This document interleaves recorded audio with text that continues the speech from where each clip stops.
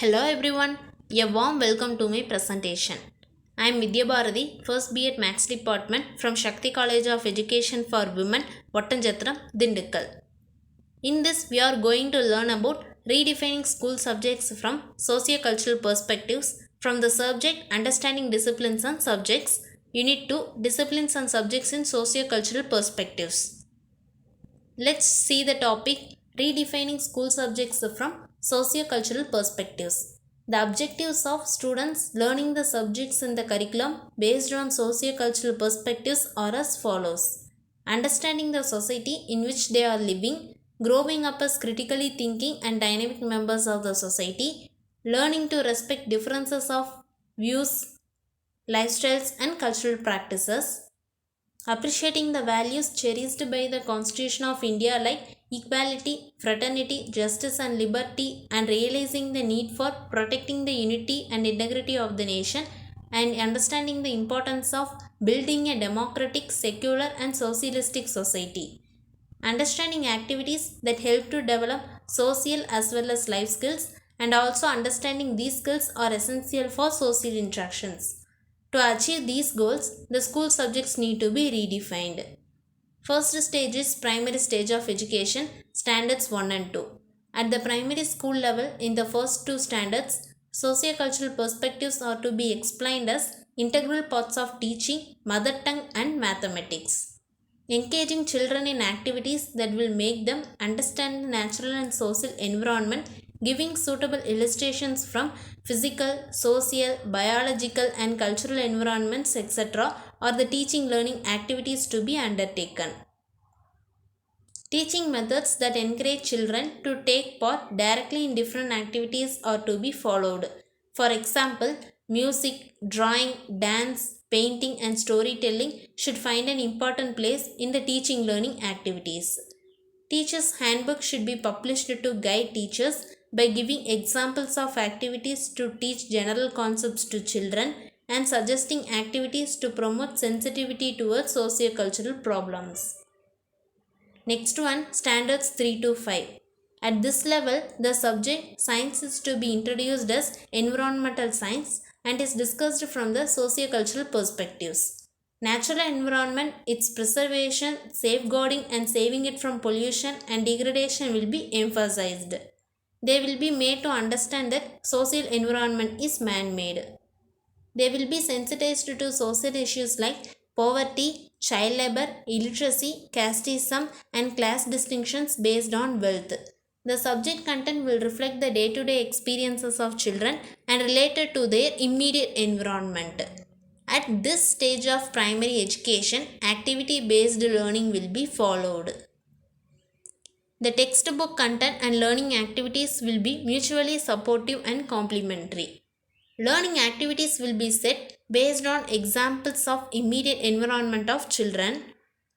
Teacher's handbook that gives guidance to teachers to handle different topics in the curriculum should be published. Next stage is upper primary stage of education. At this level of education, the subject social science is to be introduced with emphasis on the main problems faced in the society. Attempt should be made to make students aware of the prevailing issues in the society like poverty, illiteracy, child labor, bonded labor, disparities based on caste, class and gender, and environmental pollution. In the name of development, our natural resources like forests, water and agricultural lands should not be allowed to go dry and degrade our environment. The history subjects should emphasize the concepts of plurality. Children should also be taught how government and its various bodies function at regional, state and national level. The need for participating in the activities that strengthen the democratic process is to be emphasized. Next stage is secondary stage of education. At secondary stage of schooling in social sciences, the judicial system and its functioning should be explained. The students should be made to develop proper perspective about the modern judicial system. The teacher should try to eradicate through his classroom teachings the wrong notion that only caste panchayats render fair and speedier justice. The content of the social science lessons should be redesigned suitably. In the history subject, the contributions and sacrifices made by people of various regions and different sections of the society in the Indian freedom struggle should be recalled.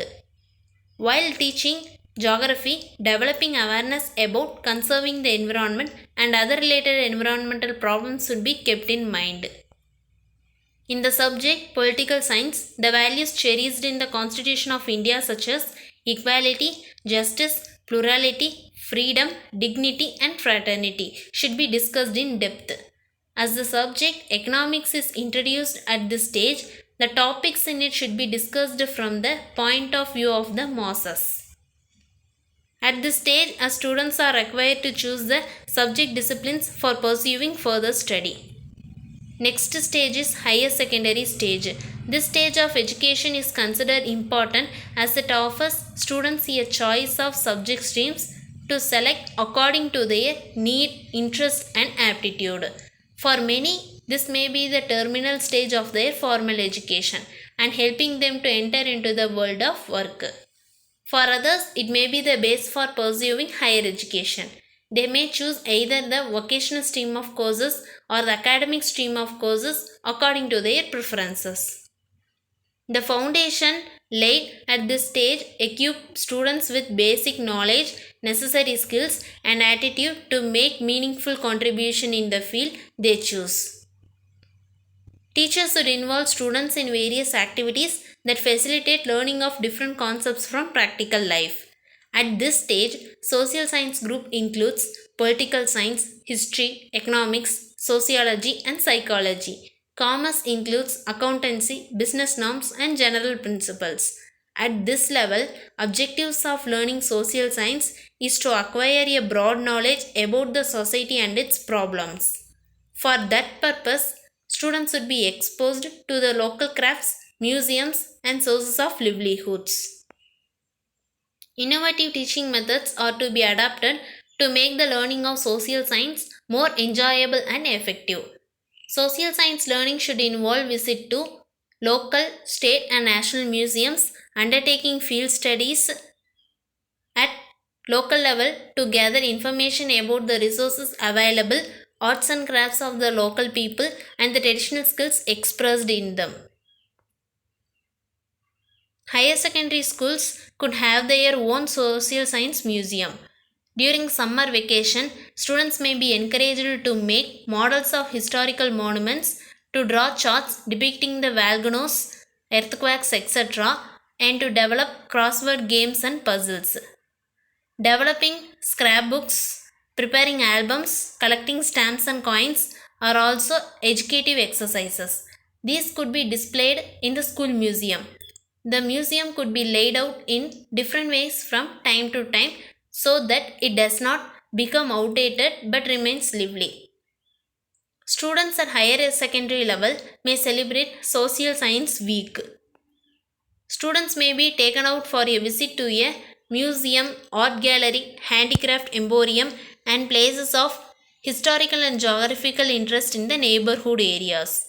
Students may be involved in activities like identifying well-known stars in the sky during night, observing the phases of moon, recording every day the time of sunrise and sunset, explaining the changes in the duration of the day and night time according to seasons, and record their experiences by bringing out a journal reflecting the socio-cultural perspectives. Thank you.